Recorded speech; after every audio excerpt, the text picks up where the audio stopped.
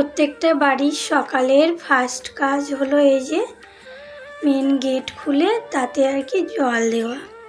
তো এই যে দেখতে পাচ্ছ আজকে আমি গেট খুলে এই যে সকালবেলা এখনও তো কেউ ওঠেনি আর কি একটু জল দিয়ে দিলাম রাস্তায়। কি বলতো, প্রত্যেক দিন এই কাজগুলো অবশ্য আমার শাশুড়ি মা করে, যেহেতু আমার শাশুড়ি মা বাড়িতে নেই সেই জন্য আমাকেই করতে হচ্ছে। তো চলো তোমাদেরকে গেটের সামনে ফুল গাছগুলো দেখলে তো গাছটায় কত ফুল ফুটেছে। আর এবছরের ঠান্ডা ওয়েদারের প্রথম ফুল এই যে গাঁদা ফুল দেখছো, গাছটা ভর্তি হয়ে কিন্তু কুড়ি চলে এসেছে। আর একটা ফুল হয়েছিল একটু বড় হয়ে গিয়েছিল, সেটা কিন্তু আমার ছেলে জানো তো ছিঁড়ে দিয়েছে। তো এই যে বাড়ির ঘর বারান্দা সব ঝাড় দিয়ে বিছানা টিছানা গোছানো সব কমপ্লিট হয়ে গিয়েছে। তারপরে এই যে ঘরগুলো একেবারে পরিষ্কার করে মুছে নিচ্ছি। আর দেখতে পাচ্ছ আমার টিভিতে দেখতে পাচ্ছ গান চলছে, ভগবানের গান। কি বলতো, সকালবেলা একটু ঠাকুরের গান চালিয়ে দিয়ে যদি কাজ করা যায় না, মনটা কিন্তু অনেক ফ্রেশ হয়ে যায়, খুব ভালো লাগে। দেখবে কাজগুলো করতেও ভালো লাগে আর সারাদিনটা আর কি মনটা বেশ ভালো থাকে।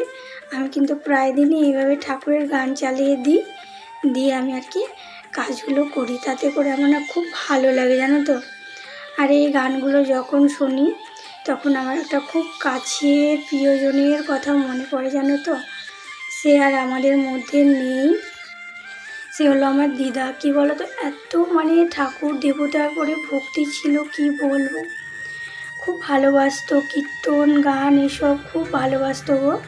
মানুষটা আর আমাদের মধ্যে নেই, পৃথিবী ছেড়ে চলে গিয়েছে, তবু মানুষটার কথা সবসময় মনে পড়ে আমার দিদার জানো তো। যখন এই ঠাকুরের গানগুলো চালাই তখন খুব মনে পড়ে দিদার কথা, যে দিদা এগুলো খুব ভালোবাসতো। আর আমি যখন দিদার ওখানে যেতাম তো দিদা শুধু আমাকে বলতো আর কি ফোনে কীর্তন চালিয়ে দিতে, এটা ওটা চালিয়ে দিতে। তো আমি দিতাম, আর কি বলো তো, আমার যে সিম কার্ডটা আছে ওইখানে টাওয়ারটা ভালো পাওয়া যেত না, ভালো চলতো না। আমি কি সুন্দর সুন্দর জানো তো কীর্তন আর কি ডাউনলোড করে রেখেছিলাম, আর কিছুদিন পর যেতাম তখন আর কি দিদাকে মানে দেখতে দেবো বলে। কিন্তু কি করব, হঠাৎ দিদা আর কি শরীর খারাপ হয়ে গিয়ে আর কি দিদা আমাদের মধ্যে নেই, তিনি আর কি স্বর্গবাসী হয়ে গিয়েছে। সেই জন্য আমার খুব খারাপ লাগছিল যে আমি দিদার জন্য ওইগুলো করে রাখলাম, দিদাকে দেখাতে পারলাম না। কি বলবো, খুব কষ্ট হয় গো, যে তোমাদের সঙ্গে বলছি আমার কি কষ্ট হচ্ছে দিদার কথা বলতে। মনেই হয় না যে দিদা মারা গেছে। যেমন আগে থাকতাম এখানে, মনে হতাম দিদা ওখানে আছে দিদা বাড়িতে, সেটাই মনে হয় সব সময়। আবার গিয়ে দেখতে পাই না, খুব খারাপ লাগে, খুব কষ্ট হয় এগুলো। মানে মানুষ কিভাবে হারিয়ে যায় বলো।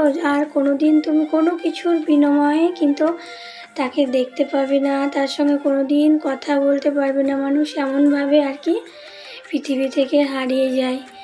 তো কি করব, কিছু করার নাই, মেনে তো নিতেই হবে যেটা আর কি হয়ে গেছে, তাই না। আর জানো তো দিদা সবসময় সবাইকে আমাদেরকে মানে শেখাতো যে কারো মুখের উপরে কোনো কথা না বলতে, মানে এটা ওটা অনেক কিছুই আমাদেরকে ভালো শিক্ষাগুলোই দিত। যেহেতু আগেকার মানুষ বুঝতেই পারছো, মানে কারো মুখের উপরে বেশি কথা বলা এগুলো পছন্দ করতো না, সেগুলোই আমাদেরকে বলতো। কেউ কিছু বললে আর কি তার সঙ্গে তর্ক না করতে, অনেক কিছু শেখাতো, সব কিছু সবসময় ভালো জিনিসটাই শেখাতো জানো তো।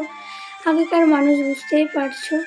তো কি করব, সব কিছু ভুলে সে থাকতেই হবে, যতই আর কি ভাবি না কেন আর তো ফিরে আসবে না, তাই না। তো দেখতে পাচ্ছ তোমাদের সঙ্গে আমার দিদার অনেক কথাই বললাম, আর দিদার কথা বলতে বলতে আমার কিন্তু অনেক কাজ হয়ে গেল। তারপরে এই যে স্নান করে পুজো সেরে একেবারে রান্নাঘরে চলে এসেছি। তো রান্না করব, এই যে দেখতে পাচ্ছ মুগ ডালটা হালকা করে আর কি ভেজে নেব, দিয়ে ধুয়ে আর কি সেদ্ধ করে নেব। আজকে ডাল করব, অনেকদিন আর কি ডাল করা হয়নি, তো ভাবলাম আজকে একটু ডাল বানাবো। তো চলো কী রান্না করি তোমাদের সঙ্গে শেয়ার করব। এই যে দেখতে পাচ্ছ তেল দিয়েছি, ওর মধ্যে লঙ্কা ফোড়ন দিয়ে এই যে আলু ভাজবো, ডাল করব, আর করব ফুলকপি আলু দিয়ে তরকারি, আর করব চাটনি। তো এগুলোই আর কি আজকে রান্না করব। আর এই দেখো দেখতে পাচ্ছ ভাতটা কিন্তু আমার হয়ে এসেছে, আর একটুখানি রাখবো, তাহলে আর কি ভাতটা আমার পুরো কমপ্লিট হয়ে যাবে।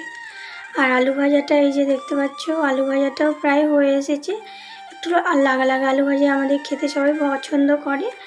আর এদিকে আমার কিন্তু দেখতে পাচ্ছ ডালটাও কিন্তু হয়ে গেছে। ডালটা দেখতে পাচ্ছ শুকনো লঙ্কা ফোড়ন দিয়ে আর কি মশলা দিয়েছি একটু দিয়ে আর কি বানিয়েছি। আর এই যে ফুলকপি আলুর তরকারির এই যে আলুটা ভালো করে আর কি ভেজে নিলাম।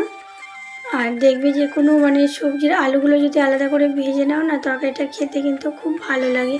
আমি কিন্তু বেশিরভাগ যাই রান্না করে আলুটা আলাদা ভেজে নিই, তাহলে খেতে ভালো হয়।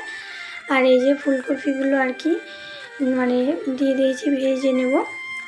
তোমাদের দাদা আবার এই ফুলকপিগুলো খেতে ভালোবাসে না, যে ফুলকপি আলুর তরকারি তো ও আলুগুলো দিয়ে আর কি ভাত খাবে, ফুলকপি নেবে না। ও ফুলকপি একদমই আর কি পছন্দ করে না। তো আমার তো বেশ ভালো লাগে ফুলকপি খেতে, এমনি আর ফুলকপির তরকারি বলো মাছের ঝোলে বলো বেশ কিন্তু ভালোই লাগে, খারাপ লাগে না। কিন্তু তোমাদের দাদা আবার পছন্দ করে না, ওর জন্য খুব একটা ফুলকপি খাওয়া হয় না জানো তো। তোমার আলু ফুলকপি তো ভেজে নেওয়া হয়ে গিয়েছে। আর এই যে দেখতে পাচ্ছ ভালো মতো আর কি মশলাটা কষিয়ে নিচ্ছি। এই ভালো মতো মশলাটা কষানো হয়ে গেলে এর মধ্যে আর কি আলুগুলো দিয়ে আর একটু ভালো মতো আর কি কষিয়ে নেব, তাহলে আর কি দিয়ে একেবারে জল দিয়ে দেবো। আর এই যে ভেজে রাখা আলুগুলো এবার আর কি মশলার মধ্যে দিয়ে দিলাম আর ভালো মতো কষিয়ে তারপরে কিছুক্ষণ কষানোর পরে কিন্তু এর মধ্যে আমি ফুলকপিগুলো অ্যাড করব।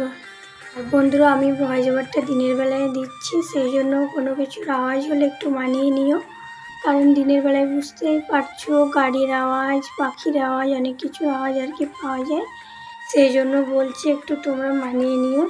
আর এই যে দেখতে পাচ্ছ আমার কিন্তু ফুলকপি আলুর তরকারিটা ভালো মতো কষানো হয়ে গিয়েছে। আর আলুগুলো তো আগে ভেজে রাখা ছিল, সেই জন্য আর কি প্রায় সিদ্ধ হয়ে গিয়েছে। অল্প একটু জল দিলাম আর এর মধ্যে আর কি ফুলকপি দিলাম, দেখো দেখতে পাচ্ছ ধনে পাতা দিলাম, দিয়ে একেবারে জলটা শুকিয়ে গেলে একেবারে নামিয়ে নিব। আর এই যে দেখতে পাচ্ছ আমার রান্না কমপ্লিট। এখানে ফুলকপি আলুর তরকারি, আলু ভাজা আছে, ভাত আছে আর টমেটোর চাটনি আর ডাল। তো চলো খাওয়া দাওয়াটা একেবারে কমপ্লিট করে নিই।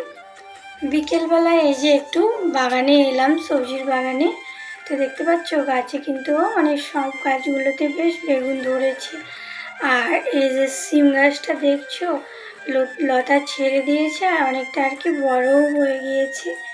তারপরে বাগানে এসে এই যে মা আর বাচ্চাগুলোকে একটু আর কি খাবার দিলাম। আর এই দেখো দেখতে পেয়েছো তো খাবার পেয়ে কিন্তু ওরা কত খুশি, কীভাবে দেখো সবাই মানে খাবারের দিকে ব্যস্ত, এদিক ওদিকে আর কি কোনো দিকে তাকাচ্ছে না, ওরা ওদের মতো আর কি খেয়ে যাচ্ছে। আর কি বলতো কয়দিন ধরে না একটা কুকুর শুধু চলে আসছে ভেতরে আর মানে মুরগিগুলোর ক্ষতি করে দিচ্ছে, কি বলবো। এত খেয়াল করে রেখেও কি জানি কোন দিক দিয়ে এই ঘেরার ভেতরে চলে আসছে, দিয়ে কিন্তু মুরগিগুলোর ক্ষতি করে দিচ্ছে গো। ওদের ওই যে কুকুরের হাত থেকে এদেরকে যে কীভাবে রক্ষা করা যাবে সেটাই আর কি ভাবছি। তো রাত্রিবেলায় যে রান্না দেখতে পেলে তো আলু দিয়ে আর ডিম দিয়ে আর কি একটু ভাজা করলাম। আর এদিকে কিন্তু রুটিগুলো হচ্ছে আর আমি আলু ভাজাটা হয়ে যাওয়ার পরে কিন্তু ভাত বসিয়ে দিয়েছি।